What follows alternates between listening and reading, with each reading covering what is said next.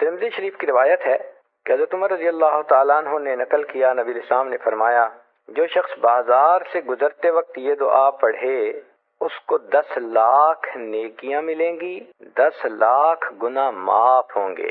آج 10 لاکھ سن لینا معمولی نظر آتا ہے، اور پتہ تو اس وقت چلے گا کہ جب قیامت کے دن انسان ایک نیکی کی وجہ سے جنت میں جانے سے محروم ہوگا۔ ہم نے دنیا میں دیکھا ہے ایک نمبر زیادہ آنے سے ممتاز پوزیشن مل جاتی ہے، ایک ووٹ زیادہ ہونے سے لوگ ایم پی بن جاتے ہیں، ایک نمبر کم ہونے سے امتحان میں بچہ فیل ہو جاتا ہے، اور ایک ووٹ کم ہونے سے لوگ الیکشن ہار جاتے ہیں۔ تو کبھی کبھی ایک کا عدد بھی بڑا امپورٹنٹ ہوتا ہے، اور یہی ہے کہ قیامت کے دن ایک بندہ ہوگا، حدیث پاک میں آتا ہے کہ اس کی ایک نیکی کم ہوگی، ایک گناہ ہوگا زیادہ۔ اللہ تعالیٰ فرمائیں گے، اے میرے بندے، اگر ایک نیکی تجھے اور کہیں سے مل جاتی تو تیری نیکیاں اور گناہ برابر ہو جاتے، اور میں تمہیں اپنی رحمت سے جنت میں پھر بھیج دیتا۔ وہ بندہ اپنے والد کے پاس جائے گا، بھائی کے پاس جائے گا، والدہ کے پاس جائے گا، کوئی بھی ایک نیکی دینے کے لیے تیار نہیں ہوگا۔ وہ پریشان حال ہو کر چلائے گا، روئے گا، یہ اتنا مجھ سے محبتوں کے وعدے کرتے تھے، یہ قربان جانے کی باتیں کرتے تھے، یہ بیوی دیکھو ایک نیکی نہیں دیتی، یہ ماں جو مجھ پہ قربان ہونے کی باتیں کرتی تھی یہ ایک نیکی نہیں دیتی۔ جب کوئی بھی ایک نیکی نہیں دے گا تو ایک شخص ہوگا، وہ اس کو کہے گا کہ بھائی اچھا سنو، میرے نام اعمال میں صرف ایک ہی نیکی ہے، اور میں نے تو جہنم میں اب جانا ہی ہے، چلو میں یہ نیکی تمہیں دے دیتا ہوں۔ جب نیکی اس کو مل جائے گی تو وہ بندہ بڑا خوش ہوگا، آ کے بتائے گا کہ ایک نیکی مجھے فلاں نے دے دی۔ چنانچہ وہ نیکی جب نام اعمال میں ڈالی جائے گی تو گناہ اور نیکی برابر، جنت میں جانے کا فیصلہ۔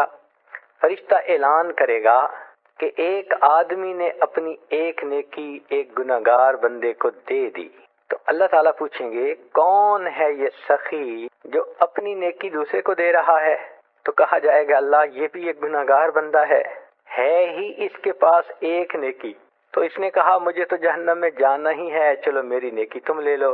اللہ فرمائیں گے اگر یہ بندہ ہو کر اتنی سخاوت کر سکتا ہے، میں تو پروردگار ہوں، سب سخیوں سے زیادہ بڑھ کر سخی ہوں، میں نے اس کو بھی جنت میں ڈال دیا اور اس ایک نیکی والے بندے کو بھی اپنی رحمت سے جنت عطا فرما دی۔ تو جب ایک نیکی کی وجہ سے جہنم میں جا رہے ہوں گے کہ نیکی کم ہے یا جنت سے محروم ہو رہے ہوں گے، پھر احساس ہوگا کہ ایک نیکی کی کیا ویلیو ہے۔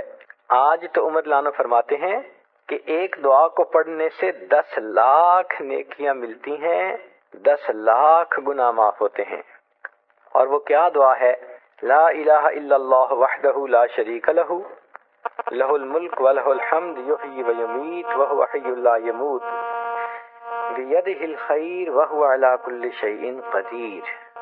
اب عورتیں سوچیں گی جی کہ بازار تو ہمارا کام ہی نہیں۔ دیکھیں بعض ضروریات کے لیے عورتوں کو بازار میں جانا پڑتا ہے، جیسے اپنے پرسنل ضرورت کی چیزیں خریدنا، بچوں کی چیزیں خریدنا، تو اپنے والد کے ساتھ، خامن کے ساتھ، بھائی کے ساتھ بسا اوقات ایسی چیزیں لینے کے لیے عورتوں کو جانا پڑتا ہے۔ اور اس میں تو یہ شرط نہیں کہ آپ کسی دکان کے اندر کھڑے ہو کر دعا پڑھیں، صرف بازار سے گزرتے ہوئے۔ بازار کہتے ہیں ایسی جگہ جس کے دونوں طرف دکانیں ہوں، اور یہ تو موقع ہر عورت کو پیش آتا ہے۔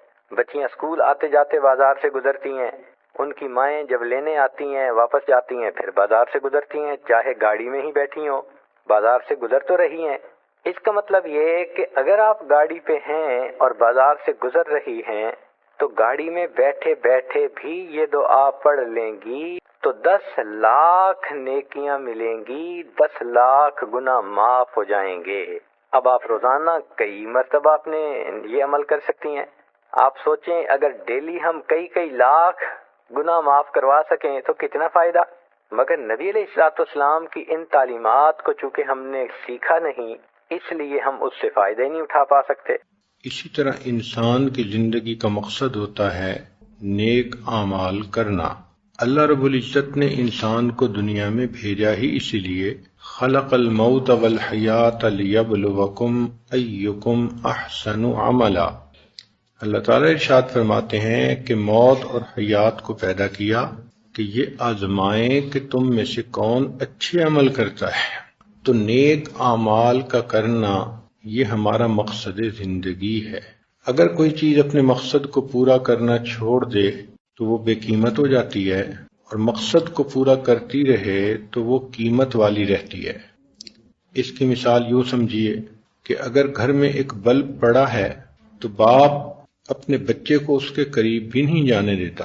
اگر دیکھے کہ بچہ اس کو ہاتھ لگا رہا ہے تو بیوی کو ڈانٹ پڑتی ہے کہ تم نے بلب کو ایسی جگہ رکھا ہی کیوں، تم نے بچے کو سمجھایا کیوں نہیں، حالانکہ اس کو اپنے بچے سے کتنی محبت ہے، لیکن 1 روپے کے بلب کو ہاتھ لگا لے تو بچے کو ڈانٹ پڑتی ہے، یہ ٹوٹ جائے گا، یہ خراب ہو جائے گا، اس کو مت ہاتھ لگاؤ، اس لیے کہ وہ بلب اپنے مقصد کو پورا کر رہا ہے۔ اسی طرح انسان نے گھر میں گائے پالی تو اس گائے کو چارہ بھی ڈال رہا ہے، نہلا بھی رہا ہے، اس گائے کا گوبر خود اٹھا رہا ہے، اس کو کبھی سردی میں اندر کمرے میں باندھتا ہے اور کبھی باہر لا کے باندھتا ہے۔ یہ اشرف المخلوقات ہو کر اس جانور کی خدمت میں لگا ہوا ہے، اس لیے کہ وہ جانور اپنے مقصد کو پورا کر رہا ہے۔ اور اگر کبھی اس جانور کو چارہ نہ ڈالا جائے، پانی نہ پلایا جائے، تو جو اس کی خبر گیری کرنے والے ہیں ان کو ڈانٹ پڑتی ہے کہ تم نے اس جانور کو کیوں نہیں چارہ ڈالا، اس کو کیوں نہیں پانی پلایا۔ اسی طرح گھر کے اندر ایک پودا لگایا، اب اس کو کوئی پانی نہیں دیتا اور وہ مرجھا رہا ہے تو ڈانٹ پڑے گی، بھئی اس کو پانی کیوں نہیں دے رہے، ڈی ہائیڈریشن کی وجہ سے یہ پودا مر رہا ہے۔ تو معلوم ہوا کہ ہر چیز کا ایک مقصد ہوتا ہے، جب تک وہ چیز مقصد کو پورا کرتی رہے اس کی قدر و قیمت ہوتی ہے، اور جب وہ مقصد کو پورا کرنا چھوڑ دے تو وہ بے قیمت بن جاتی ہے۔ چنانچہ گھر میں ایک بلب پڑا ہے، اس کو آپ نے اپنی جگہ پر لگانا چاہا لیکن لگاتے ہی وہ فیوز ہو گیا، تو آپ اس کو اٹھا کے ٹریش کین میں پھینک دیتے ہیں۔ یہ وہی بلب تھا کہ جس کو ہاتھ لگانے پر بیٹے کو ڈانٹ پڑی تھی، اور یہ وہی بلب ہے کہ آپ اس کو اٹھا کے ٹریش کین میں پھینک رہی ہیں۔ وجہ کیا کہ اب وہ فیوز ہو گیا، مقصد پورا نہیں کرتا، اب اس کی کوئی قیمت نہیں، اب اس کو بے شک پھینک دو، چاہے وہ ٹوٹ جائے اور چاہے وہ گھر سے دور چلا جائے۔ اسی طرح اگر گائے پالی کہ مجھے دودھ دے گی اور کسی بیماری کی وجہ سے وہ دودھ دینا بند کر دیتی ہے تو مالک اس کی خدمت نہیں کرتا، پھر وہ قصاب کے حوالے کر دیتا ہے کہ جی اب اس کو تم ذبح کرو اور اس کا گوشت کھائیں لوگ۔ جس گائے کو پانی نہ پلانے پہ ڈانٹ پڑ رہی تھی، اب اس گائے کے گلے پہ چھری بھی پھر رہی ہے تو پرواہ نہیں ہے۔ گھر کے اندر جو پودا لگایا گیا تھا، اگر وہ کسی وجہ سے ڈیڈ ہو گیا تو اب اس پودے کو خود اپنے ہاتھ سے اکھاڑ کے پھینک دیتے ہیں۔ یہ وہی پودا تھا جس کے پھول کو اگر بچے نے ہاتھ لگانا چاہا تو بچے کو ڈانٹ پڑی، بھئی پھول دیکھنے کے لیے ہوتے ہیں، توڑنے کے لیے نہیں ہوتے۔ اب جب اس پر پھول لگتے ہی نہیں، وہ مر گیا تو اکھاڑ کے پھینک دیا۔ تو ان مثالوں سے یہ بات بہت واضح ہوتی ہے کہ ہر چیز کا ایک مقصد زندگی ہے، جب تک وہ مقصد زندگی کو پوری کرتی رہے اس کی قدر و قیمت ہے، اور جب مقصد زندگی کو پورا کرنا چھوڑ دے تو اس کی قدر و قیمت ختم ہو جاتی ہے مالک کی نظر میں۔ اب یہ مثالیں ہم اپنے اوپر ذرا چسپاں کریں کہ ہمارا بھی ایک مقصد زندگی ہے، اور وہ مقصد زندگی ہے نیک اعمال کا کرنا۔ اگر ہم نیک اعمال کرتے رہیں گے، اللہ رب العزت کی نظر میں ہماری عزت رہے گی، اور اگر وہ پورا کرنا چھوڑ دیں گے تو اللہ تعالیٰ کی نظر سے گر جائیں گے۔ اور جب کوئی چیز بے قیمت ہو جاتی ہے پھر اس کے ساتھ جو مرضی ہوتا پھرے انسان کو پرواہ نہیں ہوتی۔ آپ دیکھیں مکھی اور مچھر کی کوئی قیمت نہیں، اگر کہیں سپرے کر کے لاکھوں مچھر مار دیے جائیں تو کبھی اخبار میں خبر ہی نہیں آتی کہ جی فلاں جگہ پر 10 لاکھ مچھر مر گئے۔ روڈ ایکسیڈنٹ میں 2 بندے مر جائیں تو اخبار میں بڑی خبر لگی ہوتی ہے، کیوں؟ ان کی قیمت ہے، اور لاکھوں مچھر مر جائیں تو پرواہ ہی نہیں۔ جب انسان بھی مقصد زندگی کو پورا کرنا چھوڑ دیتا ہے، یہ اللہ کی نظر میں مکھی اور مچھر کے برابر ہو جاتا ہے۔ پھر اس کو لوگ ذلیل کریں تو اللہ کو پرواہ نہیں، پھر اس کو تکلیف پہنچائیں، پرواہ نہیں۔ اب جس عورت نے نہ نماز پڑھی نہ تلاوت کی، اپنے رب کو بھلا دیا، وہ ہر وقت بے پردگی کے کاموں میں لگی ہے، فیشن میں لگی ہے، گناہوں میں لگی ہے، غیر محرم مردوں میں پھنسی ہوئی ہے، تو وہ تو مقصد زندگی کو بھول گئی۔ اب وہ دنیا میں جتنا مرضی ذلیل و خوار ہوتی پھرے، اللہ کو پرواہ نہیں ہوتی۔ اس لیے کتنی عورتیں ایسی ہیں جو یہی شکوے کرتی ہیں، خامن نے تنگ کر رکھا ہے، ساس نے تنگ کر رکھا ہے، فلاں نے تنگ کر رکھا ہے۔ بھائی جب ہم مقصد زندگی کو پورا نہیں کریں گے تو اللہ تعالیٰ کی نظر میں بے قیمت بن جائیں گے۔ اب سوچنے کی بات تو یہ ہے کہ ہم کتنا مقصد کو پورا کر رہے ہیں اور ہماری کیا قیمت ہے اللہ تعالیٰ کی نظر میں۔ تو مقصد زندگی کھانا پینا نہیں، کھانا پینا تو ضرورت ہے۔ اور یہ ذہن میں رکھیں کہ جب ضرورت مقصد سے ٹکرائے تو ضرورت کو چھوڑتے ہیں، مقصد کو نہیں چھوڑا کرتے۔ اس کی مثال آپ یوں لیں کہ ایک آدمی کا بزنس ہے اور رمضان شریف میں اس کا بزنس ذرا تیز ہو جاتا ہے، کسٹمر زیادہ آتے ہیں، تو ہم نے دیکھا کہ ایسا بندہ دوپہر کا کھانا چھوڑ دیتا ہے، اسی طرح شام کو کھانا واپس آ جاتا ہے۔ تو بیوی پوچھتی ہے کہ آپ نے دوپہر کو کھانا کیوں نہیں کھایا؟ کہے گا اتنے کسٹمر تھے مجھے فرصت ہی نہیں ملی۔ ہم نے دیکھا کہ جن لوگوں کے ایسے سیزنل کام ہوتے ہیں، سارا دن وہ اپنے کسٹمر کو سامان بیچتے ہیں اور جب رات آتی ہے تو سوتے نہیں ہیں، اس وقت وہ سامان منگواتے ہیں اور رات کو سامان کی سیٹنگ کر رہے ہوتے ہیں، نہ دن میں سو رہے ہیں نہ رات میں سو رہے ہیں۔ پوچھو بھائی سوتے کیوں نہیں؟ کہ جی ایک رمضان کا ہی تو مہینہ ہے، کوئی بات نہیں، اس کے بعد نیندیں پوری کر لیں گے۔ تو دیکھیے جہاں ضرورت اور مقصد آپس میں ٹکرانے لگے تو انسان نے ضرورت کو چھوڑ دیا، مقصد کو نہیں چھوڑا۔ کسی بندے کا سیزن اگر تیز ہو بزنس میں، اس کو کوئی دوست بلائے، جی میرے بیٹے کی شادی میں آؤ، صاف جواب۔ ہم نے گھر میں اپنے بچوں کو دیکھا ہے، جب امتحان کا وقت ہوتا ہے تو ادھر ادھر کے سارے یہ اپنے مسئلے سمیٹ دیتے ہیں اور پڑھنے میں لگے رہتے ہیں، نیند بھی کم ہو جاتی ہے، گپیں بھی نہیں مارتے، آرام سے بیٹھے پڑھ رہے ہوتے ہیں۔ ان کو پتہ ہے کہ اب میں نے امتحان لکھنا ہے اور اس میں اچھے نمبر لینے ہیں۔ تو اس دنیا میں آنے کا ہمارا ایک مقصد ہے، اور وہ مقصد ہے نیک اعمال کر کے اللہ کا فرما بردار بندہ بن جانا۔ آپ نے گھر کے اندر ایک نوکر کو رکھا تو مقصد ہوتا ہے کہ وہ کام کرے۔ اب اگر وہ کام ہی نہیں کرتا، نہ وقت پہ آتا ہے اور وقت سے پہلے چلا بھی جاتا ہے اور بغیر بتائے چھٹیاں کر لیتا ہے، اور کام بتاؤ تو کام ہوا نہیں ہوتا، تو آپ کبھی اس کو تنخواہ نہیں دیں گی اور کہیں نہیں رکھیں گی۔ 2-4 دن اس کو دیکھیں گی، سمجھائیں گی، پھر اس کی چھٹی۔ تو سوچئے نا کہ ہم 1 مہینہ کام کے بغیر کسی بندے کو پیمنٹ دینے کے لیے تیار نہیں ہوتے۔ پروردگار عالم نے تو ہمیں پوری زندگی دی کہ میرے بندو میری بندگی کرو۔ ہم بھول جاتے ہیں، ہمیں فرصت نہیں ہوتی دنیا کے کاموں سے، اور اللہ رب العزت پھر ہمیں نیکی کی طرف متوجہ کرنے کے لیے حالات بھیجتے ہیں۔ ان کا مقصد یہ ہوتا ہے کہ میرا یہ بندہ سنبھل جائے اور موت سے پہلے نیک اعمال کو کر لے۔ ایک اور انداز سے یہ بات سمجھیے کہ دنیا کے ہر ملک کی ایک کرنسی ہوتی ہے۔ انسان جس ملک میں رہتا ہو، اگر وہاں کی کرنسی اس کے پاس بہت زیادہ ہو تو اس کی زندگی پرسہولت ہو جاتی ہے۔ مال پیسہ خوب ہے تو وہ اچھا مکان خرید لے گا، نئی گاڑی بک کروا لے گا، اچھے کپڑے پہنے گا، بیوی جیولری اچھی پہنے گی، اچھے کھانے پکیں گے، جو بھی اس کی ضرورت ہے آسانی سے پوری ہو جائے گی۔ یہ سب کس لیے؟ کہ اس کے پاس مال زیادہ ہے۔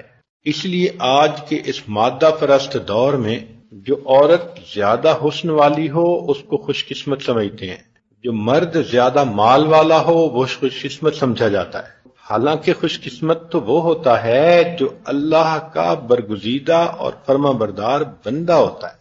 مگر عورتیں سمجھتی ہیں کہ جو لڑکی بہت خوبصورت ہے اس کے بڑے اچھے رشتے آئیں گے، اس کو اچھا گھر ملے گا، محبت کرنے والا خامن ملے گا، اس کی مرادیں پوری ہوں گی۔ یہ دھوکہ ہے۔ خوش قسمتی یہ کہ انسان اپنے مالک کو پسند آ جائے اور اس کی نظر میں انسان کی قدر و قیمت ہو جائے۔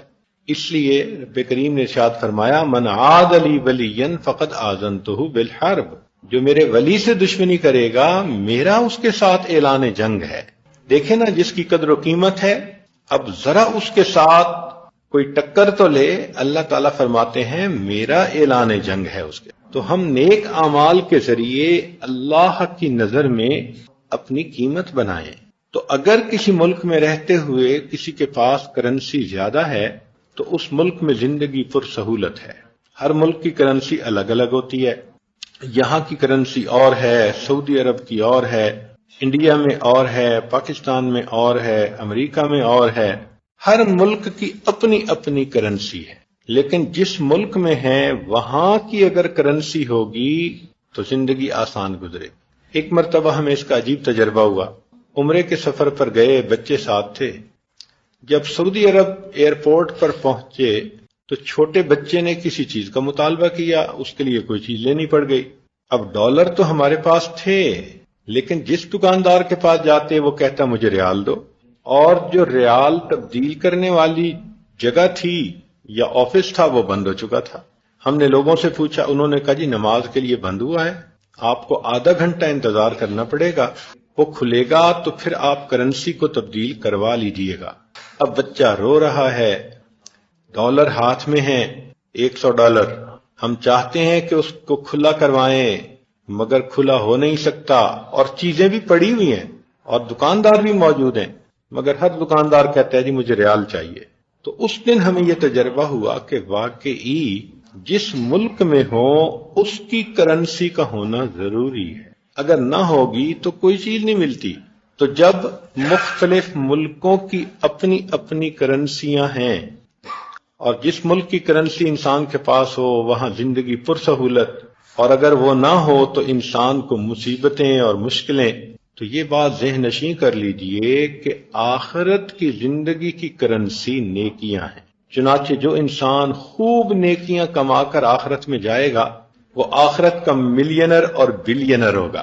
اس کے لیے قبر میں بھی جنت کا باغ، اس کے لیے قیامت کے دن بھی عرش کا سایہ، پل صراط بھی تیزی کے ساتھ پار، اور جنت کے بھی سارے دروازے کھولیں گے، جس دروازے سے چاہے وہ اندر داخل ہو جائے۔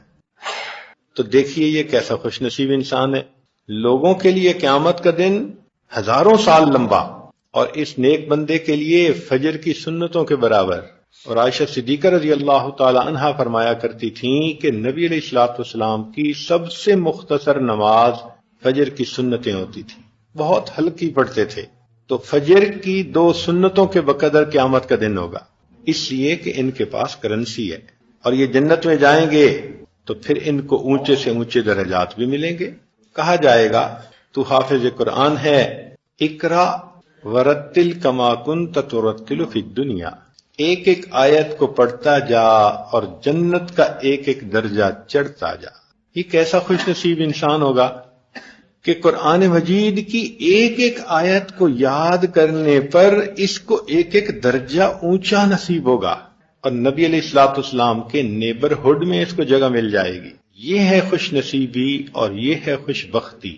اور جس بندے کے پاس نیکیاں نہیں ہوں گی تو وہ بندہ قیامت کے دن بلکہ قبر سے ہی پریشان، قبر جہنم کا گڑھا، اور اٹھے گا تو قیامت کے دن گناہوں کے بقدر پسینہ، کوئی کمر تک پسینے میں شرابور، کوئی اپنے گلے تک پسینے میں شرابور۔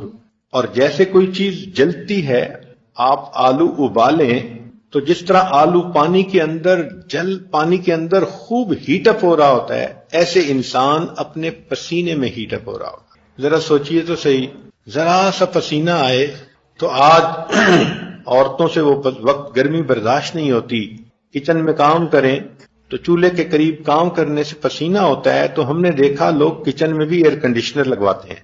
تو دنیا کی تھوڑی دیر کی گرمی اگر برداشت نہیں ہوتی تو جہنم کی گرمی کہاں برداشت؟ آج کسی کے گھر میں پیسے نہ ہوں، وہ عورت اتنی پریشان ہوتی ہے، مجھے بچوں کے لیے چیز لینی تھی، مجھے خامد خرچہ نہیں دیتا، میں بھیک مانگتی ہوں، دھکے کھاتی ہوں۔ بھائی اگر دنیا میں پیسے نہیں اور اتنا ذلیل ہونا پڑتا ہے تو اگر آخرت میں نیکیاں نہیں ہوں گی تو پھر کتنا ذلیل ہونا پڑے گا۔ ایک نیکی انسان مانگنے کی کوشش کرے گا اور کوئی نہیں دے گا، یوم یفر المرء من اخیہ و امہ و ابیہ و صاحبتہ و بنیہ، ایک بندے کے پاس ایک نیکی کم ہوگی، وہ بھائی سے مانگے گا، بیوی سے مانگے گا، ماں سے مانگے گا، ماں اس کو ایک نیکی نہیں دے گی۔ اللہ رب العزت کا قرآن گواہی دے رہا ہے، وہ کہے گا ماں میں آپ کا بیٹا ہوں، اتنی محبت کے آپ دعوے کرتی تھیں اور دھوپ میں مجھے کھڑا ہوتا دیکھ نہیں سکتی تھیں، اماں مجھے ایک نیکی کی ضرورت ہے، مگر اس دن کی ہیبت اتنی ہوگی کہ ماں اپنے بیٹے کو ایک نیکی دینے سے انکار کر دے گی۔ وہ خاوند جو اتنی محبتوں کا اظہار کرتا تھا، قربان ہوتا تھا، خرچ کرتا تھا، کہتا تھا اشارہ تو کرو، لب تو ہلاؤ، جو اس طرح مرادیں پوری کرتا تھا، قیامت کے دن بیوی ایک نیکی مانگے گی، خاوند ایک نیکی نہیں دے گا۔ تو جب اپنے بھی بیگانے بن جائیں گے اور کوئی کسی کے کام نہیں آئے گا، تو آج انسان ان کی خاطر کیوں برے اعمال کرتا ہے اور نیک اعمال کو چھوڑتا ہے۔ آپ غور کریں، چھوٹی چھوٹی باتوں پہ ہم نماز چھوڑ دیتے ہیں، وہ جی مہمان آ گئے تھے میں مصروف ہو گئی تھی، وہ جی بس مجھے یاد نہیں رہا نماز کا وقت نکل گیا۔ یہ کوئی باتیں ہیں؟ جب مقصد زندگی ہے اللہ کی عبادت کرنا، تو مقصد کو ہم کیوں نہیں پورا کر رہے؟ ہے تو عورتوں والی بات، لیکن اگر کوئی عورت شادی ہونے کے بعد خاوند کی خدمت نہیں کرتی، بیمار ہے جس وجہ سے خاوند کی ضرورت کو پورا نہیں کر سکتی، تو وہ خاوند کب تک اسے رکھے گا؟ یقینی بات ہے طلاق ہو کے گھر جائے گی۔ تو ہمارا بھی زندگی کا ایک مقصد ہے، پورا کریں گے تو اللہ رب العزت کی نظر میں ہماری قیمت ہوگی، اس مقصد کو پورا ہمیں ہر وقت کرنا ہے۔ آپ سوچیں کتنی عورتیں ہیں جو صبح اٹھتی ہیں اور ان کے ذہن میں یہ خیال ہوتا ہے کہ آج میں نے اپنے رب کو راضی کرنا ہے، آج کا دن مجھے ملا ہے کہ میں اپنے مالک کی فرما بردار بندی بن کے وقت گزاروں، میں نماز بھی پڑھوں گی، تلاوت بھی کروں گی، تسبیحات بھی کروں گی، میری نظر بھی غلط نہیں دیکھے گی، میری زبان سے جھوٹ نہیں نکلے گا، میں بے پردگی بھی نہیں ہونے دوں گی، میں کوئی گناہ کا کام نہیں کروں گی، میں شام کے وقت ایسا دن گزار چکی ہوں گی کہ میرا مولا مجھ سے راضی ہو جائے۔ یہ تمنائیں آج دلوں سے نکلتی چلی جا رہی ہیں۔ بس ایک روٹین کی زندگی ہے، عورت سمجھتی ہے مجھے صبح اٹھنا ہے تو ناشتہ بنوانا ہے، خامند کو بھیجنا ہے، بچوں کو بھیجنا ہے، بھائی یہ ضروریات زندگی ہیں۔ پھر مجھے اپنے کپڑے جو ہے دھلوانے ہیں، پریس کروانے ہیں، اور پھر اس کے بعد مجھے فلاں کام کرنا ہے، فلاں کام، اور اس طرح دن گزر جاتا ہے۔ At the end of the day اگر بیٹھ کر سوچیں تو سارا دن دنیا کے کاموں میں گزر گیا۔ تو انسان نے اپنی آخرت کے لیے کیا کیا؟ آج کسی عورت کو کہیں کہ تمہارا گھر ہمیں لے کے دیتے ہیں ایک ایسی جگہ جہاں ویرانہ ہے، بجلی بھی نہیں، رات کو اندھیرا ہوتا ہے، اور رات کو وہاں پر چور ڈاکو بہت شور کرتے ہیں اور ڈاکہ بھی مارتے ہیں، گھر میں بھی گھس آتے ہیں، اور کوئی نیبر نہیں، کچھ نہیں، اکیلے ہیں، ضروریات زندگی بھی نہیں، تو عورت کہے گی کہ میں مر جاؤں گی، میں اس جگہ گھر نہیں لوں گی۔ تو اگر اس عورت کو بتایا جائے کہ آخرت میں تمہاری بے عملیوں کی وجہ سے تمہارا گھر جہنم میں بنے گا، جہاں روشنی نہیں ہوگی، جہاں پر فرشتے لمبے لمبے دانت ہوں گے اور ناخن ہوں گے، کالا رنگ ہوگا، اور وہ آئیں گے اور تمہیں دیکھیں گے، گردن سے پکڑیں گے، اور چھڑانے والا بھی پاس کوئی نہیں ہوگا، تو عورت کو کیوں سمجھ نہیں آتی کہ وہاں پر میں کیسے زندگی گزار سکوں گی؟ اب تو گھبرا کے یہ کہتے ہیں کہ مر جائیں گے، مر کے بھی چین نہ پایا تو کدھر جائیں گے۔ آج وقت ہے سوچنے کا کہ ہم اپنی زندگی اللہ رب العزت کے حکم کے مطابق گزار رہے ہیں یا من مرضی سے گزار رہے ہیں۔ آج ہم جتنی نیکی کرنا چاہیں کر سکتے ہیں۔ ایک مرتبہ سبحان اللہ پڑھنے پر جنت میں اتنا بڑا درخت لگ جاتا ہے کہ عربی نسل کا گھوڑا 70 سال تک دوڑتا رہے تو اس کا سایہ ختم نہ ہو۔ اور ایک مرتبہ سبحان اللہ پڑھنا کتنا آسان ہے۔ حدیث مبارکہ میں ہے جو آدمی نماز پڑھتا ہے، تلاوت کرتا ہے، نیکی کرتا ہے، تو جنت میں اس کا گھر بنتا رہتا ہے۔ پھر ایک وقت آتا ہے کہ فرشتے اس کا گھر بنانا روک دیتے ہیں، تو دوسرے فرشتے پوچھتے ہیں بھئی گھر بنانا کیوں روک دیا؟ تو وہ کہتے ہیں کہ جی پیچھے سے میٹیریل آنا بند ہو گیا، تو جب انسان نیکی کرنا ختم کر دیتا ہے تو گھر کا میٹیریل بھی ختم ہو جاتا ہے۔ اب خوش نصیب تو وہی عورت ہے نا جو دنیا میں رہتے ہوئے آخرت میں بہترین گھر بنوا لے، جو اللہ رب العزت کی نظر میں اپنا مقام پیدا کر لے۔ ہم اگر سوچیں تو ہماری زندگی کا ایک ایک لمحہ قیمتی ہے، ایک ایک منٹ قیمتی ہے۔ اس لیے مشائخ نے فرمایا الوقت من ذهب و فضہ، کہ یہ وقت سونا اور چاندی ہے۔ الوقت هو الحیات، وقت کا نام ہی زندگی ہے، اور ہم اپنی زندگی کا وقت کتنا بیکار چیزوں میں ضائع کرتے رہتے ہیں، بیکار باتوں میں وقت ضائع کر دیتے ہیں۔ اکابر ایک ایک لمحے کا خیال کیا کرتے تھے اور اپنے وقت کو ضائع نہیں ہونے دیتے تھے، بلکہ اپنے وقت کو نیکی میں خرچ کرتے تھے۔ نبی علیہ الصلوۃ والسلام نے ارشاد فرمایا دو نعمتیں ہیں جن میں انسان اکثر دھوکہ کھا لیتے ہیں، الصحہ والفراغ، صحت اور فرصت۔ صحت ہوتی ہے تو اس کی بھی قدر نہیں کرتے، اور اگر فرصت ہوتی ہے تو اس کی بھی قدر نہیں کرتے۔ صحت ہوتی ہے تو پھر نیک اعمال میں آگے نہیں بڑھتے۔ ہم نے ایک آدمی کو دیکھا مسجد میں بیٹھا رو رہا ہے، پوچھا کیا ہوا؟ کہنے لگا کہ جب جوانی تھی تو مسجد کا دھیان نہیں تھا، اب ریٹائرمنٹ کے بعد مسجد میں آنا شروع ہوا تو آنکھوں پہ موتیا بند آ گیا، جس وجہ سے اب بینائی چلی گئی۔ میں چاہوں بھی صحیح میں قرآن نہیں پڑھ سکتا، رو اس لیے رہا ہوں کہ کاش میں نے کچھ چھوٹی چھوٹی صورتیں یاد کی ہوتی تو آج ویسے زبانی ہی بیٹھ کے اللہ کا قرآن پڑھ لیتا۔ اب میں دیکھ کے پڑھ نہیں سکتا، اللہ نے نعمت چھین لی۔ تو انسان نعمت کی موجودگی میں نعمت کی قدر کرے، اور جتنا زیادہ سے زیادہ نیکیاں کر سکتا ہے اتنا نیکی کر لے، دوڑ دوڑ کے نیکی کرے، بھاگ بھاگ کے نیکی کرے۔ نیکی کر کر کے تھکے اور تھک تھک کے پھر نیکی کرے۔ اس لیے ایسا بندہ جو تھکاوٹ کے باوجود بھی نیک کام کر رہا ہو اللہ کو بڑا پسندیدہ۔ حدیث مبارکہ میں ہے کہ ایک نوجوان قافلے کے ساتھ جا رہا تھا اور سب تھکے ہوئے تھے، اور وہ رات کے آخری پہر میں کسی منزل پر پہنچے تو سارے قافلے والے سو گئے۔ اس نے وضو کیا اور یہ تہجد پڑھنے کے لیے کھڑا ہو گیا۔ تو حدیث پاک میں ہے کہ اللہ رب العزت دوسرے فرشتوں کو دکھاتے ہیں اور اس نوجوان پہ خوش ہوتے ہیں کہ دیکھو یہ بھی تو تھکا ہوا تھا مگر میری محبت نے اس کو مصلی پر کھڑا کر دیا۔ تو اللہ تعالیٰ خوش ہوتے ہیں کہ انسان تھکاوٹ کے باوجود نیک عمل کر رہا ہو اور شوق ہو نیک عمل کرنے کا۔ یہ اللہ تعالیٰ کی نعمت ہوتی ہے کہ کسی بندے کو نیکی کا شوق ہو، میں اتنا قرآن مجید پڑھ لوں، میں اتنی تسبیحات پڑھ لوں، میں اس سنت پہ بھی عمل کر لوں، میں اس سنت پہ بھی عمل کر لوں۔ ہر وقت کی یہ سوچ ہو اور انسان اپنے وقت کو کارآمد بنانے کے اندر لگا رہے۔ چنانچہ ایک بزرگ فرماتے ہیں کہ میں ایک مرتبہ گلی میں سے گزر رہا تھا، ایک بچے کو دیکھا کہ وہ الگ تھلگ بیٹھا ہوا ہے اور غم زدہ نظر آتا ہے، ڈپریسڈ نظر آتا ہے۔ میں نے سوچا کہ شاید اس کو دوسرے بچے اپنے ساتھ کھیلنے نہیں دے رہے، تو یہ بچہ پریشان بیٹھا ہے، چلو میں ذرا اس کی دل لگی کر لوں۔ میں نے سلام کیا اور بچے سے پوچھا کہ بچہ کیا وجہ ہے، کیوں غم زدہ ہو، کیا یہ بچے تمہیں اپنے ساتھ کھیلنے نہیں دیتے؟ اس بچے نے آنکھ اٹھا کے میری طرف دیکھا اور کہنے لگا انکل افحسبتم انما خلقناکم عبثا، کیا تم سمجھتے ہو کہ بے فائدہ پیدا کیے گئے ہو؟ تو انکل میں کھیل کود کے لیے تو پیدا نہیں ہوا۔ کہنے لگے مجھے بہت حیرت ہوئی، یہ بچہ ہے اور بچپن میں تو بچے کھیل میں ہی وقت گزارتے ہیں، مگر یہ اتنا سمجھدار کہ یہ کہتا ہے کہ میں کھیل کود کے لیے تو پیدا نہیں ہوا۔ تو میں نے اس سے پوچھا کہ بچے تم چھوٹے ہو، ابھی سے تم کیوں اتنے فکر مند ہو گئے؟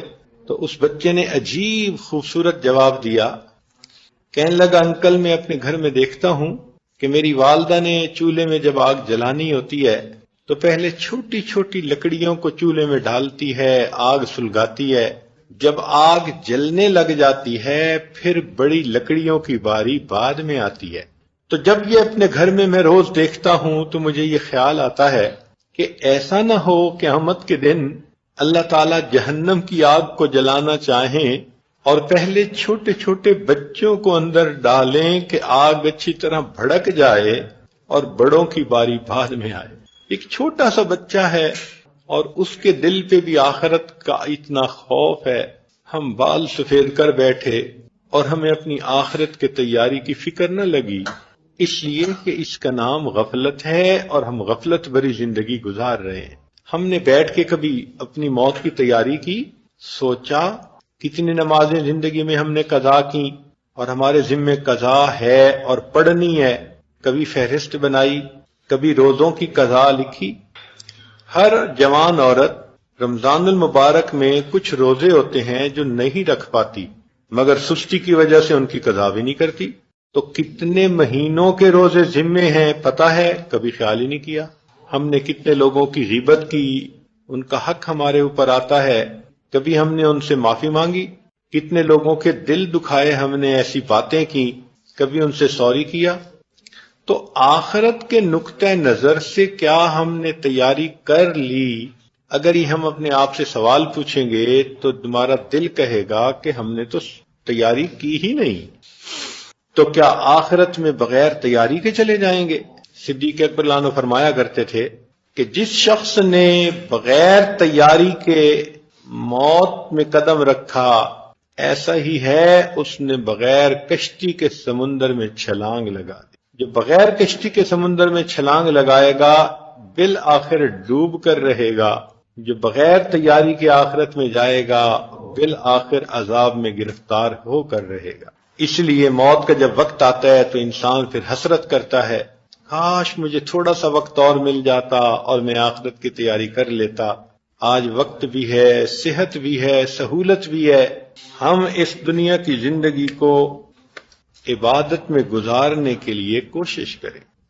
نبی علیہ الصلوۃ والسلام نے ارشاد فرمایا، میری امت کی عمریں بین 70 و 60، 60-70 کے درمیان ہوں گی، یعنی ایوریج عمر اتنی ہوگی، کسی کی کم بھی ہو سکتی ہے، کسی کی زیادہ بھی ہو سکتی ہے، مگر ایوریج عمریں اتنی ہی ہوں گی۔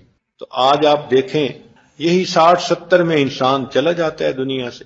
تو ذرا حساب لگائیں کہ ایک بندے کی عمر ہے 63 سال، تو زندگی کی ترتیب تو یہی ہوتی ہے کہ وہ 8 گھنٹے دفتر میں دیتا ہے اور 7-8 گھنٹے سونے میں اور ان کاموں میں گزر جاتے ہیں، تو 8 گھنٹے اس کے پاس باقی ہوتے ہیں۔ تو 8 گھنٹے دفتر کے، 8 گھنٹے نیند وغیرہ کے اور 8 گھنٹے دوسرے کاموں کے۔ تو اس کا مطلب یہ کہ 3 حصے اگر دن کے کریں تو 2 حصے تو اس کے ضرورتیں پوری کرنے میں لگ جاتے ہیں، کاروبار کی ضرورتیں اور سونے کی ضرورتیں۔ تو 63 سال ہوں تو 2 حصے بنے 42 سال اور تیسرا حصہ بنا 21 سال۔ تو 63 سال جس کی زندگی ہے اس نے 42 سال تو یا کاروبار میں لگا دیے یا سونے میں لگا دی، باقی بچے زندگی کے 21 سال۔ اب ان 21 سالوں میں سے زندگی کے پہلے 13 سال جو جوان نہیں ہوتا اور نامہ اعمال میں اس کے حساب شروع نہیں ہوتا وہ نکالیں تو باقی رہیں گے 8 سال 9 سال۔ اب اس 8-9 سال میں کھانا بھی ہے، پینا بھی ہے، بیوی بچوں کے ساتھ بھی وقت گزارنا ہے، تو اگر تیسرا حصہ نکال لیں تو 3 سال باقی رہ گئے۔ اس کا مطلب یہ کہ 63 سال جس کی زندگی ہے اس کی عبادت کا وقت اس میں صرف 3 سال ہے، باقی وقت دنیا کی ضرورتیں، دنیا کے کام اور دنیا کے جھگڑے۔ کتنا تھوڑا وقت ہے اللہ کی عبادت کے لیے جو ہم نکالتے ہیں۔ حق تو یہ چاہیے تھا کہ اس سے زیادہ وقت ہم لگاتے، اس لیے کہ آئے ہی عبادت کرنے کے لیے ہیں۔ اسی لیے اس کی ایک نشانی یہ کہ بہت ساری عورتوں کے رمضان شریف میں معمولات اچھے ہو جاتے ہیں، نمازیں بھی پڑھتی ہیں، تلاوت بھی کرتی ہیں، تسبیحات بھی پڑھتی ہیں، درود شریف بھی پڑھ رہی ہیں، کلمہ بھی پڑھ رہی ہیں، گناہوں سے بھی بچ رہی ہیں۔ تو بھئی رمضان میں اگر اللہ نے ایسی اچھی ترتیب بنوا دی تو بغیر رمضان کے بھی تو زندگی وہی ہونی چاہیے، لیکن بغیر رمضان کے تو 5 نمازیں پڑھنی بھی مشکل ہوتی ہیں۔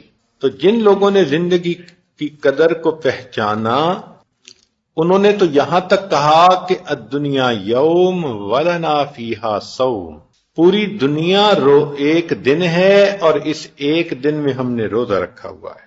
حسن بصری رحمت اللہ علیہ ان کے بارے میں آتا ہے کہ حضر الحسن البصری جنازتاً فلما فرغ من دفنها قال الحسن لأحد الحاضرین للدفن، جب جنازے کو دفن کر کے فارغ ہوئے تو حسن بصری رحمت اللہ علیہ نے دفن کرنے والے لوگوں سے یہ گفتگو کی، بندے کو کہا اتظن ان ھذا المیت یود الآن ان یعود الی الدنیا لیزداد من الاعمال من الذکر والطاعت ویستغفر اللہ لذنوبہ، کیا تم گمان کرتے ہو کہ اس میت کو یہ تمنا ہوگی کہ یہ تھوڑی دیر کے لیے زندہ ہو جاتا تو یہ نیک اعمال کرتا، اللہ کا ذکر کرتا، گناہوں پہ استغفار کر لیتا؟ فقال الرجل نعم، بندے نے جواب دیا کہ ہاں۔ فقال الحسن فما لنا لا نکون کہذا المیت، ہمیں کیا ہو گیا، ہم اس میت کی مانند بھی نہیں بن سکتے کہ ہم دل میں تمنا کریں ہم اور 2 رکعت پڑھ لیں، کچھ اور اللہ کا ذکر کر لیں، کچھ اپنے گناہوں کی اور معافی مانگ لیں، تو ہم تو میت کی مانند بھی نہ بنے۔ تو غفلت میں پڑا ہوا انسان تو اپنی زندگی کو ضائع کر رہا ہوتا ہے۔ یہ تھوڑی سی زندگی کا وقت اللہ رب العزت نے دیا تو ہمیں چاہیے کہ ہم اس میں نیک اعمال کریں۔ چنانچہ جو نیک لوگ ہوتے ہیں وہ نیکی کے کاموں میں لگے رہتے ہیں۔ امام اعظم ابو حنیفہ رحمۃ اللہ علیہ رمضان المبارک میں 63 قرآن مجید پڑھا کرتے تھے، 1 قرآن مجید دن میں، 1 قرآن مجید رات میں، اور 3 قرآن مجید تراویح میں۔ امام شافعی رحمۃ اللہ علیہ روزانہ 1 قرآن مجید پڑھا کرتے تھے۔ امام احمد بن حنبل رحمۃ اللہ علیہ کے حالات زندگی میں لکھا ہے کہ علمی کام میں سارا دن مصروف رہتے تھے، اس کے باوجود 300 رکعت نفل روزانہ پڑھا کرتے تھے، اور جب ان پر امتحان آیا اور ان کو درے لگے مسئلہ خلق قرآن کی وجہ سے تو ان کا جسم کمزور ہو گیا تھا، تو اس وقت وہ 150 رکعت روزانہ پڑھا کرتے تھے۔ ہے کوئی عورت جو 50 رکعت روزانہ پڑھتی ہو؟ تو ہماری زندگی کے اعمال کو دیکھیں تو حیرانی ہو جائیں۔ ایک بزرگ تھے، روزانہ 70 طواف کیا کرتے تھے، ہر طواف کے 2 رکعت نفل ہوتے ہیں تو 140 رکعت تو واجب الطواف پڑھتے تھے۔ یہ لوگ کیسے اتنے اعمال کر لیتے تھے؟ ان کو فکر لگی ہوتی تھی تو وہ ہر وقت نیک اعمال کرنے میں مشغول ہوا کرتے تھے، وہ زندگی کے وقت کو ضائع نہیں کرتے تھے۔ اگر عورتیں یہ سوچیں کہ یہ تو پہلے زمانے کے لوگ تھے، فارغ تھے، فرصت تھی، آج کل کہاں اتنا وقت ہے، تو ابھی اسی رمضان کی بات ہے، ایک نوجوان نے بتایا کہ میرا روزانہ 1 قرآن مجید مکمل کرنے کا معمول ہے۔ اس وقت میں بھی، آج کے دور میں بھی ایسے نوجوان ہیں جو روزانہ 1 قرآن مجید مکمل پڑھ رہے ہیں۔ کوئی بتاتا ہے کہ 10,000 مرتبہ روزانہ کلمہ پڑھتا ہوں، کوئی بتاتا ہے کہ میں 20,000 دفعہ کلمہ پڑھتا ہوں۔ ایک خاتون نیک ہیں، کہنے لگی حضرت میرے پاس بہت وقت ہے، بتائیں میں کیا پڑھوں؟ تو اس عاجز نے کہا کہ 7,000 دفعہ کلمہ پڑھیں۔ پھر اس نے فون کیا کہ جی وقت ہے اور کیا کروں؟ میں نے کہا 10,000 دفعہ پڑھیں۔ پھر فون کیا جی اور بھی وقت ہے، میں نے کہا کہ اچھا 21,000 مرتبہ پڑھیں۔ اس اللہ کی بندی نے پھر فون کیا کہ جی میرے پاس بہت وقت ہے، اب بچوں کی شادیاں ہو گئیں، میں فارغ ہوتی ہوں، خاوند چلا جاتا ہے دفتر میں، میرے پاس بہت فرصت ہے، حضرت مجھے بتائیں۔ ہم نے کہا زیادہ کر لو۔ اللہ کی شان کہ اس نے فون کیا کہ حضرت میں روزانہ 40,000 مرتبہ کلمہ شریف پڑھتی ہوں، ہر تیسرے دن قرآن مجید ختم کرتی ہے، ہر تیسرے دن اس کی کال آئی ہوتی ہے حضرت آج میرا ختم قرآن ہو گیا۔ تو ایسی بھی تو عورتیں آج کے دور میں ہیں جو روزانہ 40,000 مرتبہ کلمہ پڑھ رہی ہیں اور ہر تیسرے دن قرآن پاک ختم کر رہی ہیں۔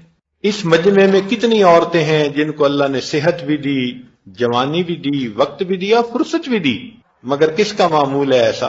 ہم لوگ 15 دن میں جاتے ہیں، 1 دفعہ عمرہ کرتے ہیں یا 2 دفعہ عمرہ کرتے ہیں۔ ہمارے ایک ساتھی ہیں نوجوان، وہ مسجد نبوی میں کام کرتے ہیں اور ان کو ہفتے کے بعد ایک چھٹی ہوتی ہے، تو جس دن چھٹی ہوتی ہے وہ بس میں سفر کرتے ہیں مدینہ طیبہ سے مکہ مکرمہ، احرام باندھ کے جاتے ہیں اور ایک دن میں 3 مرتبہ عمرہ کرتے ہیں۔ ایک دفعہ عمرہ کیا، مکمل ہو گئے اعمال، پھر دوسری دفعہ احرام باندھ کے عمرہ کیا، پھر مکمل کیا، بال کٹوائے، پھر تیسری دفعہ احرام باندھ کے عمرہ کیا۔ 3 دفعہ عمرہ کر کے وہ پھر بس پہ بیٹھتے ہیں اور واپس آ کر سیدھا اپنی ڈیوٹی کرتے ہیں۔ تو میں سن کے خوش ہوا کہ دیکھو ہماری حالت، دیکھو کہ 15 دن میں 1 عمرہ، اور اس نوجوان کا شوق دیکھو کہ ڈیوٹی سے آیا اور آیا بھی بس میں، اور 3 عمریں ایک دن میں کر کے پھر بس میں واپس جا کر پھر اپنی ڈیوٹی کی۔ تو جن کو فکر لگ جاتی ہے وہ پھر اپنی زندگی کے وقت کو اس طرح کماتے ہیں۔ گل سادی ہے میلا گھڑی دئے، رتاں آندیاں جاندیاں رہندیاں نے، کرما والیاں او جیڑیاں، رکھ لا کے مڑ چھاویں بہندیاں نے۔ کہ بات تو بڑی سادہ ہے، یہ موسم تو عدلتے بدلتے رہتے ہیں، مگر قسمت والی عورتیں وہی ہوتی ہیں جو درخت لگاتی ہیں اور ان کے سائے میں مزے سے بیٹھتی ہیں۔ خوش نصیب ہیں وہ عورتیں جو آج نیکی کے درخت لگائیں گی اور کل ان کی ٹھنڈی چھاؤں میں بیٹھیں گی۔ ہم میں سے کس کو پتا کہ کتنی مہلت باقی ہے؟ کتنے لوگ پچھلے رمضان میں زندہ تھے، اس رمضان میں موجود نہیں، اور کتنے ہم میں سے اس رمضان میں زندہ ہیں اور ان کی زندگی میں اگلا رمضان نہیں ہوگا۔ تو اس رمضان سے فائدہ اٹھائیں، ایام زندگی سے فائدہ اٹھائیں۔ یاد رکھنا یہ تھکاوٹیں سب اتر جائیں گی، نام اعمال میں لکھے ہوئے عمل باقی رہ جائیں گے۔ ہمارے اکابر اپنے آپ کو اتنا تھکاتے تھے کہ رات کو سونے کے لیے بستر پہ جاتے تھے تو تھکے ہوئے اونٹ کی طرح پاؤں گھسیٹ گھسیٹ کے رکھا کرتے تھے۔ حفصہ بنت سیرین محمد ابن سیری رحمت اللہ علیہ کی بہن تھی، سارا دن بچوں کو عورتوں کو قرآن پڑھاتی، اور رات آتی تو عشاء کے وقت سے تہجد شروع کرتی اور سحری تک پڑھتی رہتی تھی۔ زندگی کے 35 سال انہوں نے اس ترتیب پر گزار دیے۔ ایک شخص کہتے ہیں میں رابعہ بصریہ کو ملنے گیا تو میں نے دیکھا کہ وہ چاشت کی نماز پڑھ رہی ہیں۔ میں نے کہا پھر آؤں گا، پھر گیا تو دیکھا ظہر کی نماز پڑھ رہی ہیں، پھر گیا تو دیکھا کہ قرآن پڑھ رہی ہیں، پھر گیا عصر پڑھ رہی ہیں، پھر تسبیحات پڑھ رہی ہیں، پھر مغرب پڑھ رہی ہیں، عشاء پڑھ رہی ہیں۔ میں نے کہا میں عشاء کے بعد آؤں گا، دیکھا تو عشاء کے بعد مصلی پہ کھڑی اللہ کے سامنے تلاوت کر رہی ہیں۔ اسی حال میں فجر ہو گئی، فجر کے بعد پھر ذکر کرنے بیٹھ گئیں۔ اب بیٹھے بیٹھے ان کو تھوڑی دیر اونگ آ گئی تو بہت ہی ہڑبڑا کے اٹھیں اور دعا مانگنے لگیں، اللہم انی اعوذ بک من عین لا تشبع من النوم، اے اللہ میں ایسی آنکھ سے تیری پناہ مانگتی ہوں جو سو سو کے تھکتی ہی نہیں ہے۔ حالانکہ 24 گھنٹے میں لیٹ کے نہیں سوئیں، بیٹھے بیٹھے اونگ آ گئی اور اس پہ اللہ کی پناہ مانگتی ہیں۔ جنہوں نے زندگی کی قدر کو پہچانا انہوں نے ایسے عمل کیے۔ کہتے ہیں کہ پچھلی امتوں کی عمریں لمبی تھیں، جیسے نوح علیہ السلام کی عمر تقریباً 1000 سال، کسی کی 500 سال، کسی کی 700 سال۔ تو ایک عورت ایک نبی علیہ السلام کی خدمت میں حاضر ہوئی اور کہنے لگی کہ حضرت میرے بچوں کے لیے دعا کریں، یہ بچپن میں ہی فوت ہو جاتے ہیں، زندہ نہیں رہتے۔ پوچھا کتنی عمر میں؟ تو کہنے لگی کوئی 200 سال کے بعد فوت ہو جاتا ہے، کوئی 300 سال کے بعد۔ تو وہ نبی علیہ السلام فرمانے لگے کہ اللہ کی بندی، قرب قیامت میں ایک وقت ایسا بھی آئے گا کہ انسانوں کی عمریں ہی 100 سال سے تھوڑی ہوں گی۔ تو وہ عورت بڑی حیران ہو کر سننے لگی اور کہنے لگی کہ اچھا جن لوگوں کی عمریں 100 سال سے تھوڑی ہوں گی کیا وہ دنیا میں رہنے کے لیے گھر بنایا کریں گے؟ انہوں نے کہا ہاں گھر بھی بنائیں گے، شادی بیاہ بھی کریں گے، بچے بھی ہوں گے۔ تو اس نے ٹھنڈی سانس لی۔ تو انہوں نے پوچھا کہ کیوں ٹھنڈی سانس لی؟ تو وہ کہنے لگی کہ اگر کبھی میں اس وقت میں ہوتی جب عمر ہی 100 سال سے تھوڑی تھی تو میں اتنا عرصہ تو ایک سجدے میں گزار دیتی۔ تو حقیقت تو یہی ہے کہ ہم یہ 50-60 سال کی زندگی ایک سجدے میں ہی گزار دیں۔ زندگی کے وقت کی قدر کر لیجئے۔ ہارون رشید ملک کا بادشاہ ہے اور 200 رکعت روزانہ نفل پڑھتا ہے۔ چنانچہ ایک واقعہ سنا کے بات کو یہ عاجز مکمل کرتا ہے۔ ایک شخص کہتے ہیں میں ایک باندی کو لے کے آیا تو میں نے دیکھا کہ وہ سارا دن گھر کے کام کرتی رہتی ہے۔ عشاء کے بعد مجھ سے آ کے پوچھتی ہے جی کوئی کام، میری ضرورت؟ میں کہتا ہوں نہیں۔ تو وہ وضو کر کے مصلی پہ آ جاتی اور پوری رات اللہ کے سامنے رکوع اور سجود میں گزار دیتی۔ کئی دن اسی طرح ہوتا رہا۔ ایک دن میں نے اسے کہا کہ میرا بستر بنا دو۔ اس نے بستر بنا دیا اور مجھ سے سوال کرنے لگی کہ جی آپ کا بھی کوئی آقا ہے؟ جیسے میرے آقا آپ ہیں اور جو آپ کہتے ہیں میں وہی کام کرتی ہوں، تو کیا آپ کے بھی کوئی آقا ہیں؟ تو کہنے لگے کہ اس کی بات نے میرے من کو جگا دیا کہ واقعی میرا بھی تو آقا ہے، مجھے بھی تو اس کو راضی کرنے کے لیے کچھ کرنا چاہیے۔ یہ عورت اگر مجھے خوش کرنے کے لیے بھاگ بھاگ کے کام کرتی ہے تو مجھے بھی تو اپنے رب کو راضی کرنے کے لیے بھاگ بھاگ کے نیکیاں کرنی چاہیے۔ کہنے لگے رات کو پھر میری آنکھ کھلی تو میں نے دیکھا کہ وہ عورت دعا مانگ رہی ہے، اللہ آپ کو مجھ سے محبت رکھنے کی قسم۔ تو میں نے اسے کہا کہ اے لڑکی دعا یوں نہیں مانگو بلکہ یوں مانگو، اللہ مجھے آپ سے محبت رکھنے کی قسم۔ تو اس پر وہ کہنے لگی کہ دیکھیں اگر اللہ مجھ سے محبت نہ کرتے تو مجھے یوں راتوں کو نہ جگاتے اور آپ کو یوں میٹھی نیند نہ سلاتے۔ تو اس عورت کی بات ذہن میں رکھیں کہ اگر اللہ کو محبت ہوتی ہے اللہ بندے کو راتوں کو جگاتا ہے۔ عورتیں تو اس بات کو اچھی طرح سمجھتی ہیں، خاوند کو بیوی سے محبت ہوتی ہے، وہ بیوی کو وقت دیتا ہے، راتوں کو جگاتا ہے، وقت لیتا ہے۔ تو اگر اللہ رب العزت سے ہمیں محبت ہے تو کیا اللہ تعالی ہمیں تہجد میں جگاتے ہیں؟ آج کی عورت کو شکوہ یہی ہوتا ہے جی خاوند وقت پہ نہیں آتا، ہمیں وقت نہیں دیتا۔ تو بھائی اگر اللہ رب العزت ہم سے محبت کرتے تو وہ بھی تو ہمیں مصلی پہ بٹھاتے، وہ بھی تو ہمیں تہجد میں جگاتے۔ نہ مصلی پہ بیٹھنے کی توفیق، نہ تہجد کی توفیق، تو اس کا مطلب تو یہی ہے نا کہ ابھی محبت کا وہ درجہ حاصل نہیں ہوا۔ اس لیے تو یہ عاجز عرض کرتا ہے کہ یہ کبھی نہ سوچیں کہ میں تہجد نہیں پڑھتی، بلکہ یہ سوچیں کہ میرا یہ تعلق کمزور اتنا ہے کہ اللہ تہجد کے وقت میں میری شکل دیکھنا پسند ہی نہیں کرتے، فرشتے بھیج کے سلا دیتے ہیں۔ حدیث پاک میں آتا ہے کہ اللہ تعالیٰ جن کو نہیں چاہتے یہ تہجد پڑھیں فرشتوں کو بھیجتے ہیں تھپکی دے کے سلا دو، میں نہیں چاہتا، یہ میرے مقبول بندوں کے جاگنے کا وقت ہے، میں ان کو مصلی پہ کھڑے ہوتے نہیں دیکھنا چاہتا۔ تو یہ نہیں کہ ہم تہجد نہیں پڑھتے، ہمیں جاگنے ہی نہیں دیا جاتا۔ آج وقت ہے اپنے گناہوں پہ نادم ہو کر، شرمندہ ہو کر اپنے وقت کو عبادت میں لگائیں۔ ہر محب محبوب کے ساتھ تنہائی میں وقت گزارتا ہے، کیا ہم اپنے اللہ کے ساتھ تنہائی میں وقت گزارتے ہیں؟ آج کا یہ کوسچن ہر عورت نوٹ کرے اور اس کو اپنے دل میں سوچے کہ ہر محب اپنے محبوب کے ساتھ تنہائی میں وقت گزارتا ہے، کیا ہم اپنے اللہ کے ساتھ تنہائی میں وقت گزارتے ہیں؟ تلاوت کرتے نظر آئیں، تسبیح پڑھتے نظر آئیں، مصلی پہ بیٹھے نظر آئیں۔ صرف رمضان کی بات نہیں ہے، پوری زندگی کی ترتیب ایسی ہو۔ کتنا